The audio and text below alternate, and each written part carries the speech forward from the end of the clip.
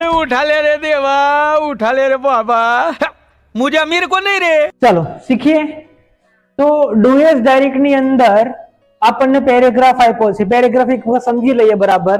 તો કે પેરેગ્રાફ શું કે છે? ધ બોય, કોણ છે? The boy is eating. Eating એટલે શું કહેવાય? ખાવું.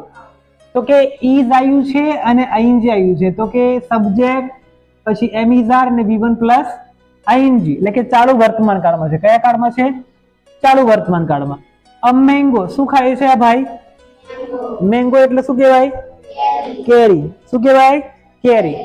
ધ ગર્લ, અહીંયા કોણ આવ્યું? Girl is cutting. એ શું કરે છે? કટિંગ. કટિંગ એટલે શું કહેવાય? કાપવું.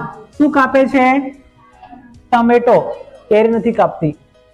ધેટ ચાઇલ્ડ, ચાઇલ્ડ શું કરે છે? Is playing. એ રમે છે. શું રમે છે? તો કે વિથ ટોય. કોની સાથે રમે છે? રમકડા સાથે રમે છે. ઇટ ઇઝ અ ટોય બસ. શું છે એમાં? રમકડા. કયું રમકડું છે? બસ નું રમકડું છે. બરાબર.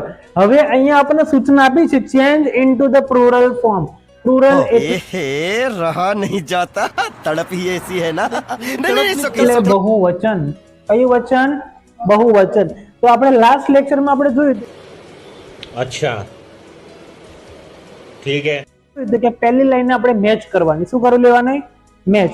જો ખબર ના પડે તો મેચ કરી લેવાનું. તો અહીંયા ધ ની જગ્યા પર શું લખેલું છે? અહીંયા ધ લખેલું છે. બોય ની જગ્યા પર ઠીક છે. કઈક ફરક? હા, ફરક છે. બોય ની જગ્યા પર અહીંયા કર્યું છે બોયઝ. એટલે આ એક છોકરો છે, અહીંયા બે કરતા વધારે છે. તો આપણે હવે કરતા જવાનું. અહીંયા ઇઝ આવે ત્યાં તમારે શું કરી દેવાનું? આર કરી દેવાનું. બોય આવે તો બોયઝ કરી દેવાનું. મેંગો છે તો મેંગો ની જગ્યા પર તમારે કરી દેવાનો મેંગોઝ. કારણ કે મેંગો એક છે. એક છોકરો એક જ મેંગો ખાય ને, કે બે બે ખવાય? એક આ મોડે ને બીજા આ મોડે ખવાય? ના ખવાય. તો એક જગ્યા પર એક જ મેંગો ખવાય.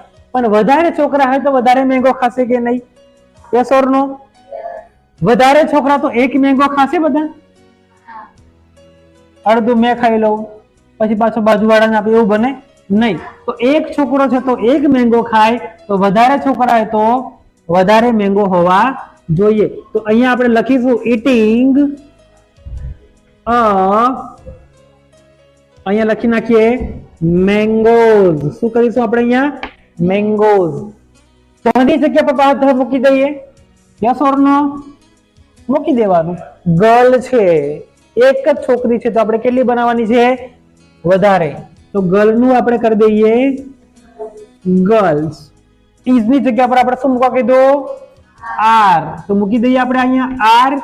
હા, કટિંગ ની જગ્યા પર આપણે રાખીશું અહીંયા કટિંગ.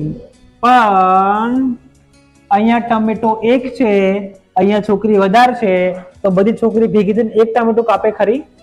નહીં કપાય. તો ટમેટોઝ. શું કરી નાખીશું અહીંયા? ટમેટોઝ. બરાબર. ચાલો પછી જગ્યા પર ધેટ ની જગ્યા પર આપણે મૂકી દઈએ અહીંયા ધેટ. ચાઇલ્ડ છે. ચાઇલ્ડ એટલે શું કહેવાય? બાળક. તો ચાઇલ્ડ ને આપણે બહુવચન કરી નાખીએ ચાઇલ્ડ. શું કરી દઈએ? ચાઇલ્ડ. અને પાછા આપણે ઇઝ ની જગ્યા પર આર. પ્લેઇંગ નું રહેશે અહીંયા પ્લેઇંગ. પ્લેઇંગ નું શું રહેશે અહીંયા? પ્લેઇંગ. વિથ નું રહેશે અહીંયા વિથ. હવે અહીંયા છોકરાઓ વધારે છે તો એક રમકડું રમે નહીં, તો ટોય નું કરી દઈએ આપણે અહીંયા ટોયસ. વાક્ય પૂરું. ઈટ નું રાખીએ અહીંયા ઈટ. સાહેબ અહીંયા શું કરીશું આપણે? તો કે ઈટ નું આપણે રાખીશું ઈટ, અને ઇઝ નું રહેશે અહીંયા ઇઝ, અને અનું રહેશે અહીંયા અ, અને ટોય નું કરી નાખીએ આપણે અહીંયા ટોયસ, અને બસ નું રહેશે અહીંયા બસીસ. બરાબર. અહીંયા ઈટ છે, વસ્તુ છે. બરાબર. તો ઈટ આર ના બોલાય. શું લખાય ત્યાં? ઇટ ઇઝ લખાશે. બરાબર. ઇટ આર ના બોલાય. અથવા એવું બોલી શકીએ આપણે ઇટ્સ. બરાબર. પણ અહીંયા ઇટ ઇઝ બરાબર છે. ઇટ ઇઝ અ ટોયસ બસ. શું છે? તો કે રમકડાની શું છે? 200 છે, ઓરિજિનલ નથી. સમજણ પડી જાય? હજી એક વખત રિવિઝન કરી લઈએ ફટાફટ. તો કે ધ ની જગ્યા પર અહીંયા શું મૂક્યું છે? ધ મૂક્યું છે. આપણે આ લાઈનને અને આ લાઈનને આપણે પહેલા તો મેચ કરવાની. શું કરી લેવાની? મેચ કરી લેવાની. તો કે તમારા નમધુરની અંદર તમારે લખેલું આવશે અહીંયા change into the plural form. બરાબર? એટલે તમને ખબર પડી જાય કે પ્લુરલ એટલે બહુવચન કહેવાય. શું કહેવાય? બહુવચન. અને સિંગ્યુલર એટલે શું કહેવાય? એક વચન. શું કહેવાય? એક વચન. તો તમારે સૂચના પ્રમાણે કામ કરવાનું છે. બરાબર? હવે તમારે અહીંયા ખબર પડી જાય કે ધ ની જગ્યા પર ધ છે, બોય નું કર્યું છે અહીંયા બોયસ. એટલે તમને એટલું ખબર પડી જાય છે કે એક વચનમાંથી બહુવચન કરવામાં આવેલું છે. તો યાદ રાખવાનું કે સબ્જેક્ટને પણ બહુવચન કરવો પડશે અને સાથે સાથે ઓબ્જેક્ટને પણ શું કરવો પડશે? બહુવચન કરવો પડશે. પછી સબ્જેક્ટને બહુવચન કરીને ઓબ્જેક્ટ એક વચન હોય તો લેને કા देना हो जाएगा. बराबर? तो बॉय નું કરી નાખ્યું આપણે બોયસ, મેંગો નું કરી નાખ્યું આપણે મેંગોઝ. બરાબર? ગર્લ નું કર્યું આપણે ગર્લ્સ અને ટોમેટો નું કર્યું આપણે અહીંયા ટોમેટોઝ કર્યો છે. બરાબર?